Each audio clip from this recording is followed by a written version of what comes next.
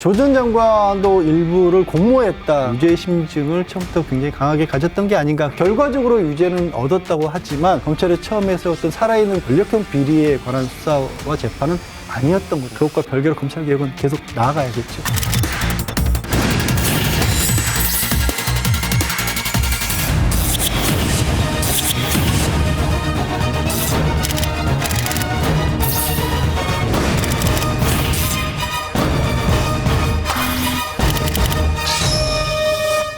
표창장 위조 혐의로 기소된 지 15개월 만에 법원의 첫 판단이 나왔습니다.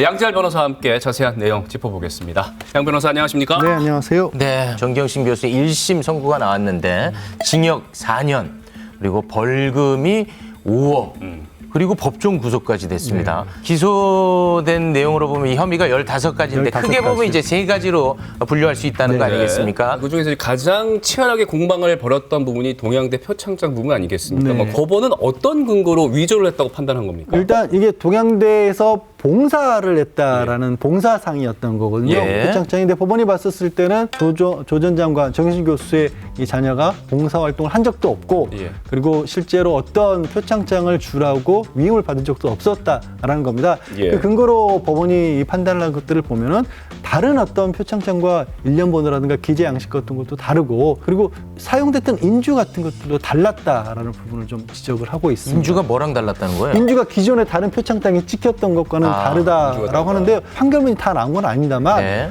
지금 검찰이 주장하고 있는 위조 방법은 사실 다른 표창장에 있는 거를 복사해서 파일을 위조했다는 거거든요. 네. 그렇게 해서 출력을 했다는 건데 인주를 이렇게 직접 도장을 찍을 때 쓰는 거기 때문에 다른 인주를 사용했다는 게 어떤 의미인지는 판결문을 좀 봐야 네. 더 자세하게 알 것 같습니다. 알겠습니다. 후에 또 좀 살펴보도록 하고요. 자, 어찌됐든 입시 비리 관련해서 모두 다 유죄. 그 과정 속에서 조국 전 장관 이름이 나왔죠. 조 전 장관도 일부를 공모했다라고 판결 내용 가운데서 밝혔는데요. 예. 대표적인 게 서울대 공익법선센터 여기 뭐 조 전 장관이 당연히 교수로 있었고 학회를 했기 때문에 주도했기 때문에 이 부분에서 조 전 장관도 내용을 알고 있을 거라고 법원은 봤고요. 어떤 거냐면 실제 그 학회에 세미나에는 참석하지도 않았고 딸이 세미나의 뒤풀이에만 참석을 했다라는 겁니다. 그런데도 인턴 확인서를 조 전 장관이 만들어줬기 때문에 이건 공모를 했다라는 것이고 또 그 외에 한 호텔에서 인턴십을 했다라고 했는데 그 내용 역시도 실제 인턴 활동을 하지는 않고 조 전 장관이 내용을 다 만들어준 것에 호텔 측에서 도장만 받은 것으로 허위 기재를 한 것이다라는 게 이번 1심의 재판부의 판단입니다. 검찰이 표창장 위조의 증거로 제출했던 그 동양대학교 휴게소의 컴퓨터.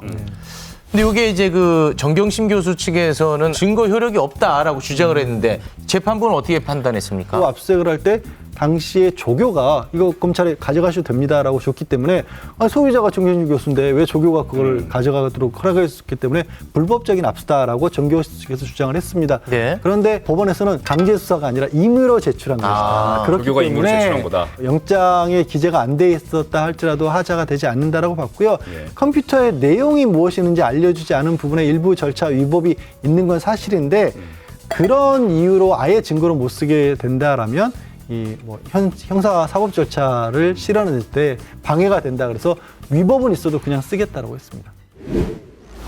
사모펀드 의혹과 관련해서 3가지 정도가 정경심 교수와 관련해서 재판을 받았고요. 코링크피라고 하는 회사에 투자인지 대여인지 모르겠습니다. 한 1억 5천 가량을 되돌려받은 부분이 업무상 횡령에 해당한다고 검찰은 봤었는데 이 10억 원 가량을 투자한 것으로 봤지만 되돌려받는 과정에서 어차피 수익을 되돌려받기로 했었고 이 회사에서 불법적으로 이 돈을 빼돌린 거를 가져갔다라는 것을 인정할 만한 증거가 없다고 봐서 이 부분은 무죄로 봤는데요.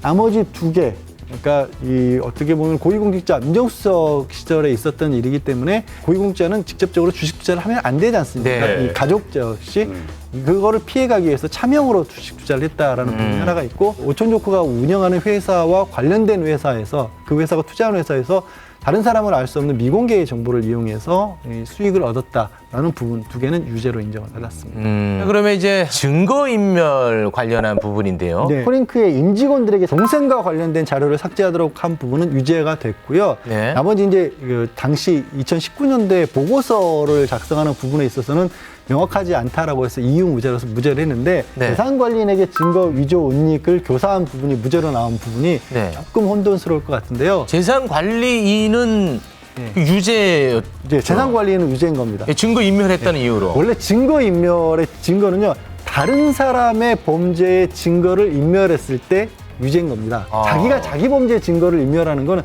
그것까지 처벌하는 것은 좀 너무한다. 아, 그 방어권 차원입니까? 뭐 인지상정이라고 보는 거죠. 그래서 아. 법에서도 그건 처벌을 안 하는데, 그런데 이거는 저 재산관리인에게 증거를 위조하도록 시켰던 부분은 그냥 재산관리인에게 시킨 게 아니라 같이 했다라고 본 겁니다. 아. 법원이. 그러니까 공동정범. 공범으로 본 겁니다. 같이 그러면 증거를 음닉하고 위조했으면 재산관리인은 다른 사람의 증거를 위조한 거니까 유죄를 받지만 정경심 교수 본인은 자기 증거니까 이 부분은 무죄가 되는 거예요. 아, 재판부에서 유죄에 대한 심정을 굉장히 강하게 처음부터 가지고 있었던 게 아닌가 합니다. 왜냐하면 재판 과정에서는 굉장히 첨예하게 주장들이 맞섰던 부분들이 있었는데 거의 그러니까 정경심 교수 측의 주장은 받아들여지지 않고 검찰 측의 주장이 거의 일방적으로 수용이 됐고요. 네. 또 그 와중에 마지막 부분을 보면 정경심 교수가 혐의를 부인한 것 자체를 굉장히 좋지 않게 그러니까 수사 시작 때부터 재판 과정에서도 전부 다 수사를 방해하고 재판에서도 일관되게 부인했다라고 해서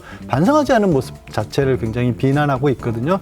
유죄의 심증을 처음부터 굉장히 강하게 가졌던 게 아닌가 그렇게 좀 추측이 드네요. 1심이기 때문에 네네. 확정된 건 아닙니다만은 검찰의 압승이라는 표현에 대해서는 저는 좀 물음표가 떠오르는 게 왜 그러냐면 이 조국 전 장관 가족과 관련된 수사가 처음에 시작됐던 것, 그리고 이 재판에서도 이 최후 변호사 검찰은 권력형 비리를 강조했거든요. 예. 그런데 이 다 유죄로 됐지만 유죄로 된 거 어디에도 권력의 권자도 나온 게 없습니다. 네. 그러니까 미공개 정보조차도 그냥 오촌 조카가 투자했던 네. 회사 네, 관련인 네. 것이지 어떤 경우에 권력형 비리도 나온 바는 없거든요. 그러니까 결과적으로 유죄는 얻었다고 하지만 검찰이 처음에 세웠던 살아있는 권력형 비리에 관한 수사와 재판은 아니었던 것도 네. 맞는 거죠. 원래 목적과는 좀 다르다. 알겠습니다. 네. 뭐 이 사건을 얘기한 다음에 이런 질문이 적절한지 모르겠습니다만 그렇다면은 검찰 개혁의 동력은 조금 떨어진다고 볼 수 있을까요?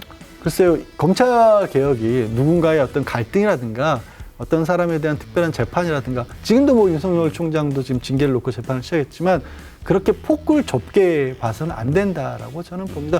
뭐 검찰 개혁에 뭐 저항하는 어떤 수사였는지 이런 부분을 알 수가 없습니다만 그걸 넘어서서 지금 법이 개정이 됐고 또 제도가 시행이 됐고 공수처도 출범할 거기 때문에 그것과 별개로 검찰 개혁은 계속 나아가야겠죠. 네, 알겠습니다.